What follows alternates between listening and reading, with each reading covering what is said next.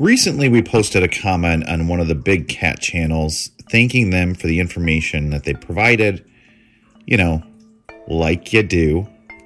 And we mentioned it was helpful to us because we recently adopted a pregnant cat. This lady writes back with this comment saying, "Do not give those kittens away, as most people who get giveaway kittens don't spend anything on them. Maybe if the kitten is lucky, it might get dry cat food, but that is it. You could give them once weaned to an reliable adoption group." Now, really, if they get hard cat food, it is what it is. And I'm going to talk more about cat shaming later this week because people really can be snobs. But then she writes again and says, "I don't know where you adopted that cat from, but most reliable adoption groups do not adopt cats out until the cat and her kittens are all desexed." So we replied with, it was a reputable agency. We agreed to take her and bring her back to be spayed on the appointment date. The problem was, we later learned while we had her that she was pregnant. And good thing, because she would have been spayed and all kittens would have been lost. Now, we're being nice, but she responds with, "You must think I was born yesterday. I doubt that because no reliable, reputable adoption agency will ever adopt out a pregnant cat." I don't know, are we not making ourselves clear here, or is she just a troll? She goes on to say, "But a reliable, reputable rescue agency will have a foster carer, like Kitten Lady, to care for a pregnant cat until that cat and her kittens can be desexed. Then and only then will they be adopted out." We didn't bother to reply again because we were thinking this lady just hangs out on the big cat channels posting snotty comments, so that's her bag. And while we did explain Tilly's adoption story on this channel, it made us think that perhaps we might want to explain a little more about where we got Tilly. This lady seems to think we just picked her up from a breeder or off a farm and brought her home or something. Well, here's the video filmed on the day we picked up Tilly while we were waiting for the paperwork to be finalized. She is in the laundry room of the adoption agency and was being kept in a cage as a way to quarantine her from the other cats. She could not go back out into Gen Pop because they needed her to be spayed and to finish the deworming treatments. They only had her for 3 days after rescuing her from animal control. She does not look pregnant to me.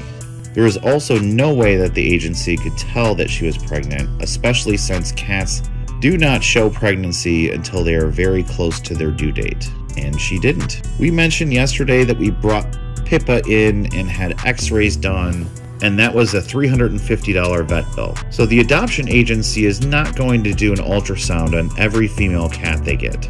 In fact, the vet said it's a good thing we brought her in to check for pregnancy because they wouldn't have checked when we brought her in to be spayed.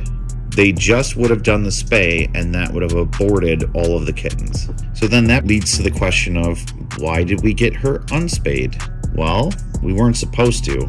We asked if we could take her home because the spay wasn't scheduled for 2 weeks. She would have had to have sat in that room and in that cage for 2 weeks.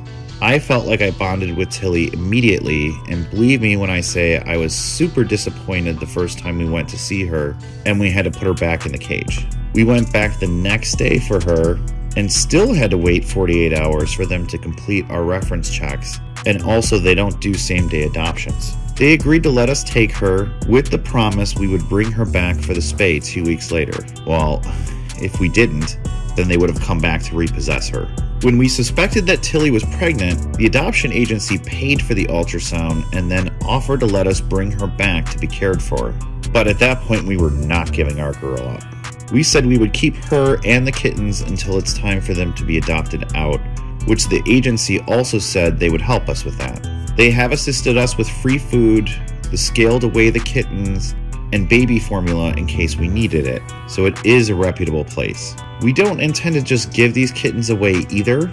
I was planning on giving at least one kitten to a family member, but it's not all sunshine and unicorns. There is a storm brewing that we haven't had time to deal with yet.